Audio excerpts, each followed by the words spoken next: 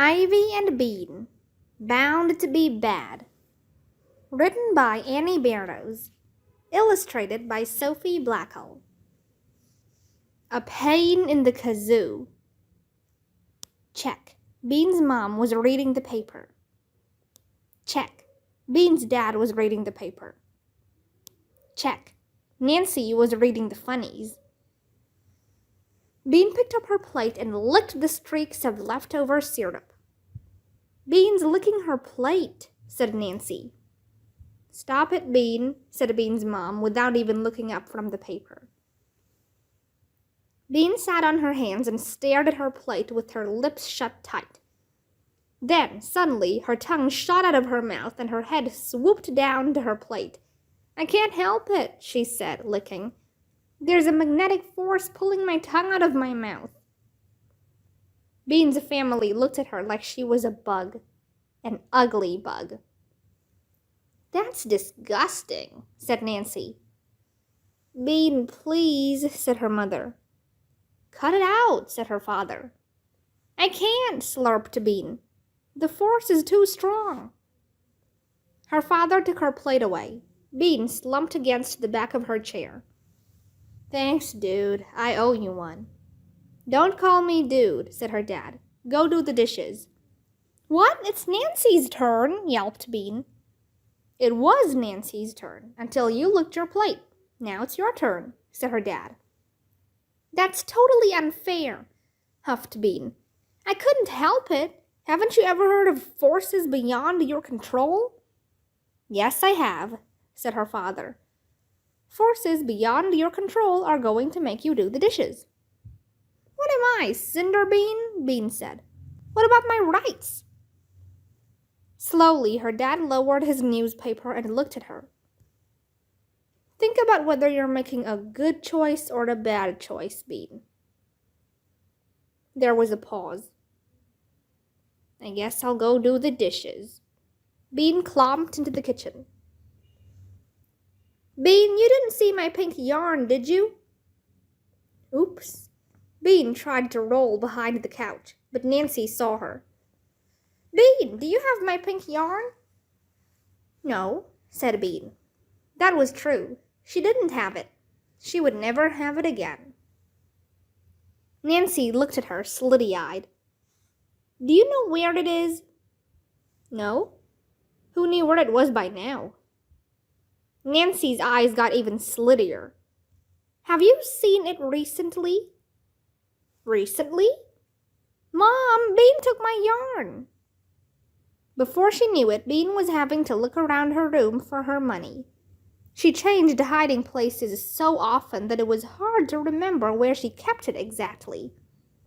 She had to give Nancy $7 to buy new yarn. $7! Now she only had $2 and some coins left. And the yarn hadn't even worked. Bean had fallen out of the tree anyway. Bean's mom was under her desk. She was doing something with wires, and Bean could tell she wasn't having much fun because she kept saying, "Oh, for crying out loud," and "Jesu Pete." "Hi, Mom," said Bean into the crack between the desk and the wall. "Oh, hi," said her mom. "Hold on to this cord a sec, will you?" She shoved a black wire up through the crack. Bean didn't take it. "Only if you pay me." "What?" "Only if you pay me." There was a silence. Then Bean's mom began to back out from under her desk. Bean started to have a bad feeling. "Sorry," she said quickly. "I'll hold the cord for free." But now her mom was all the way out. Now she was standing. Now she was glaring. "Did I hear you say that you would help me only if I paid you?" she asked. "It was a joke," said Bean. "Just kidding, huh?" Her mom was still glaring. "What do you think I'm thinking, Bean?" Bean sighed. "I think you're thinking I'm a pain in the kazoo." "Right. So what might be a good thing for you to do?" Bean thought. Eat only bread and water for a week? Try again, said her mom. Give you and Daddy and Nancy each a big wet kiss? Her mother coughed. Maybe later. Try again.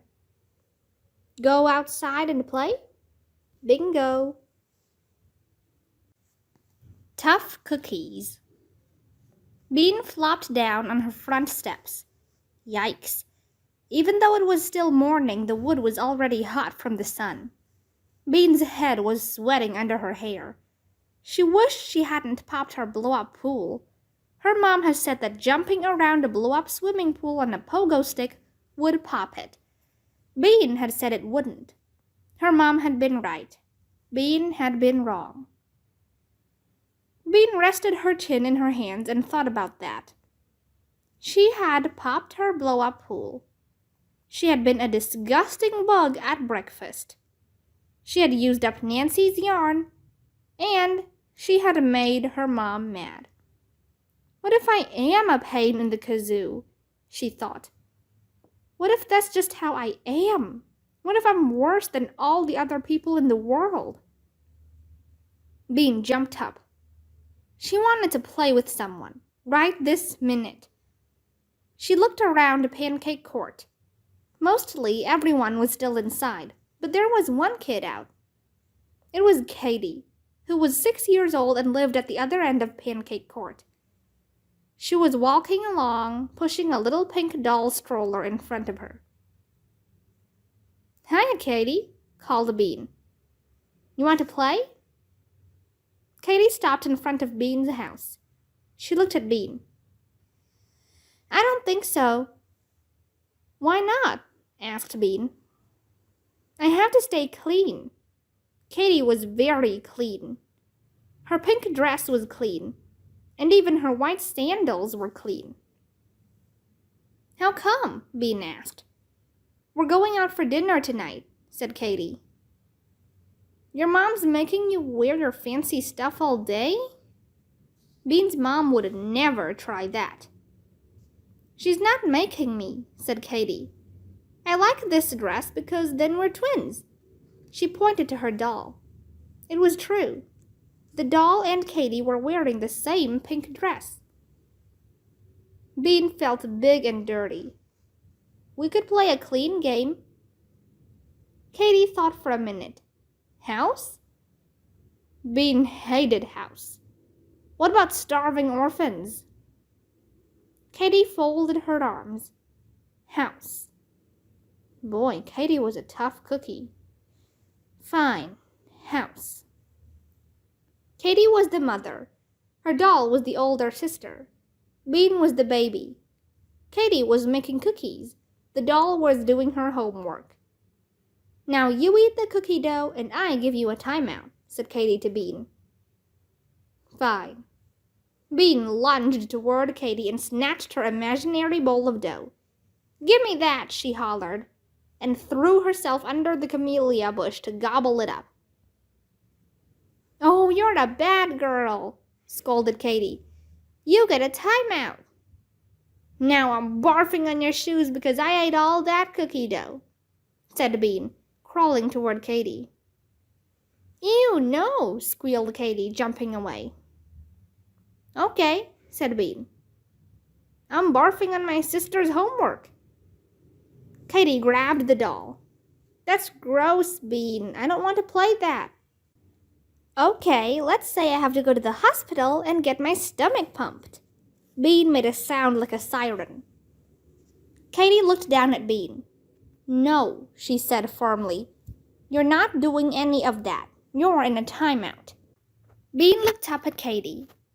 This game was too much like life.